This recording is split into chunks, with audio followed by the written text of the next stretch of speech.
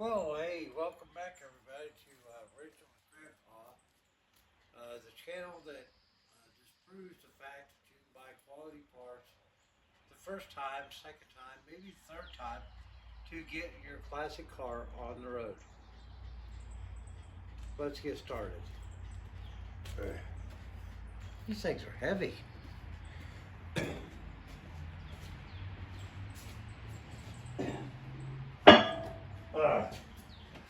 All right. I hope you all are having a wonderful day. We are temporarily getting a nice sunshine on Sunday afternoon, or actually Monday. Today's my 35th wedding anniversary to the love of my life, and she's working. She just started a new position in her company, and so she's overwhelmed with all the new stuff, and I've been trying to give her a little clear space. Excuse me. I took the day off to celebrate the anniversary, and because of the weather forecast, we've just been inundated with rain the last 3 days, and we got more coming over the next day or two. I might have a chance to sneak into the garage without too much discord and try to get somewhere on this. Excuse me. And I want to tell you something. This has been an ongoing challenge. Of course, if any of you are doing these kind of things, working on these 50-year-old, 60-year-old cars. But look at that. Isn't that pretty? Got brake shoes, all the springs, and all that on there. Ready to put the drum right there on her. Throw a wheel and a mag on her, or a tire, I should say. Wouldn't that be wonderful? Then we'd be that much closer to getting this done. Well, karma's a bitch. My guy at my local parts store, O'Reilly's and Mitch, they have been outstanding in working with me to try to get the right stuff sorted. And when you're sorting parts on a car that's this old, sometimes you make a small mistake.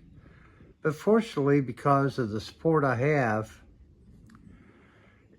the mistake is going to be rectified. Now, I'm going to tell you something, boys and girls. Mostly boys, maybe a few girls. It's been a long minute. I mean, a multi-long minute since I did brake shoes. Everything I own currently are discs. I prefer drum and shoes to discs under normal operating conditions because these will do much better than discs, even in some high performance issues. If you don't believe me, go talk to Uncle Tony. He'll tell you the same thing. But that's not the point. Getting the springs back on is like, are you kidding me? And there really aren't any great tools to do that. You just gotta muscle up, find you the right flathead screwdriver with a cylindrical shaft, maybe a little something beefier, like this. But you just gotta get in there and wrench them on and get them. Well, that's all good and well, and I spent probably, I had to go out and buy more tools. And, but we got it all on, and everything looked great. We got, finally, I'm making progress. I can put the drum on, put the wheel on, get the brake stuff put on, and, you know, finish all the suspension. Yeah, right. Well, the drums wouldn't go on. So, what's the problem? Well, I had just so much that it wouldn't work. So, went back down to talk to Mitch, carried the drums in. We got on the computer, looked at what I'd bought, what I had. Well, guess what?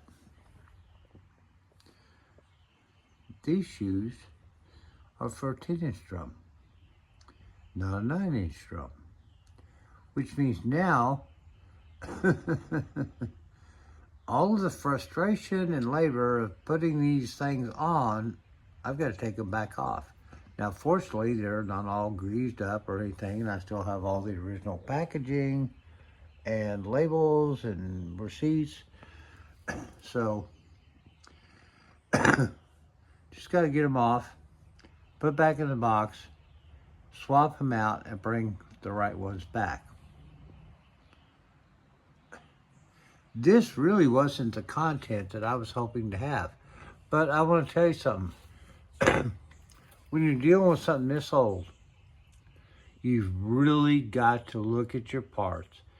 And if you've got a local parts store, I'm blessed with an O'Reilly's, with a staff that knows cars, old and new. And even when we go down a rabbit trail, they jump on, get it fixed, and finding the parts that are right, if they're even available. And I want to tell you something. I love my guys locally. I've pretty much stopped buying online because, well, you're going to have to buy some stuff online. There's no doubt.